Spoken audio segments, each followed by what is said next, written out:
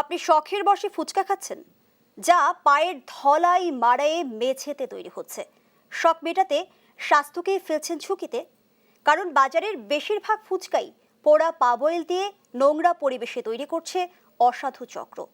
খাবারে ভেজাল ধারাবাহিকের তৃতীয় পর্বে ফুচকা তৈরির পরিবেশ দেখুন ফখরুল ইসলামের অনুসন্ধানে।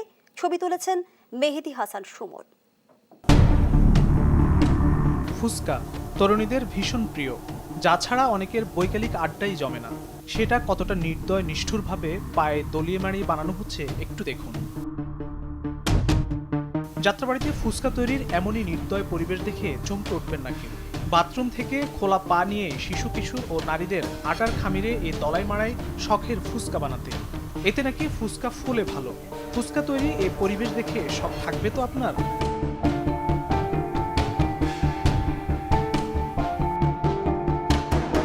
তারপর পাড়ায় পাড়িয়া কেটে কেটে রোল করে।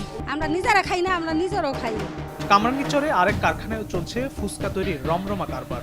রুমের মেঝেতে ফুচকা তৈরির এই কারসাজি না জেনেই হয়তো অনেকে প্রিয় ফুচকার স্বাদ নেন।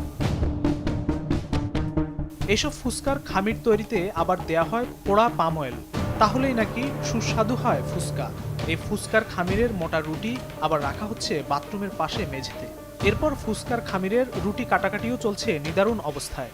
ফুচকার রুটি তৈরি হলে সেগুলো শুকানো হয় আবার মেঝের নোংরা পরিবেশে। মানে আমি তো বলতেছি পাড়ায় বানাইতো, পায়ে পাড়ায় বানানো এগুলা ঠিক না। নামহীন এই কারখানাটিতে শুকানো ফুচকার রুটি কড়াইয়ের তেলে ভাজলেই হয়ে গেল ভোক্তাদের প্রিয় চকচকে ফুচকা। ফুচকা সকলের কাছে বেশ জনপ্রিয় এবং সুস্বাদু, অথচ এই কারখানায় এই ফুচকাই বানানো হচ্ছে নোংরা মেঝেতে অস্বাস্থ্যকর পরিবেশে, যা মানব স্বাস্থ্যের জন্য মারাত্মক ঝুঁকিপূর্ণ। পাশের আরেক কারখানায় চলছে ফুচকা তৈরির ভয়াবহ পরিস্থিতি। নোংরা অস্বাস্থ্যকর পরিবেশে চলছে শ্রমিকের ফুচকা তৈরির কারবার। এই কারখানার নোংরা মেঝেতে তৈরি এসব ফুচকাই ছড়িয়ে দেওয়া হয় রাজধানী ও তার আশপাশের ফুচকা দোকানে। এটা তো কাজ করলে একটু ময়লা থাকবে। স্বাস্থ্য কিংবা ধরাছোঁয়ার বালাই ছাড়াই অসাধু হাতে বছরের পর বছর চলে আসছে এমন খাদ্য জালিয়াতি। একটা উদ্বেগজনক পর্যায়ে এখন চলে গেছে। এই যে ভেজাল খাদ্যগুলো, এর ফলে সবচেয়ে বেশি ক্ষতিগ্রস্ত হচ্ছে আমাদের বাচ্চারা। সংবাদ মাধ্যমে এসব অপতৎপরতা উঠে আসে, দিনের পর দিন চলে খাদ্য নিয়ে সচেতন প্রচারণাও, কিন্তু তবুও বহাল রয়ে যায় এসব অসাধু খাদ্য জালিয়াতকারী। ফখরুল ইসলাম, দেশ টিভি, ঢাকা।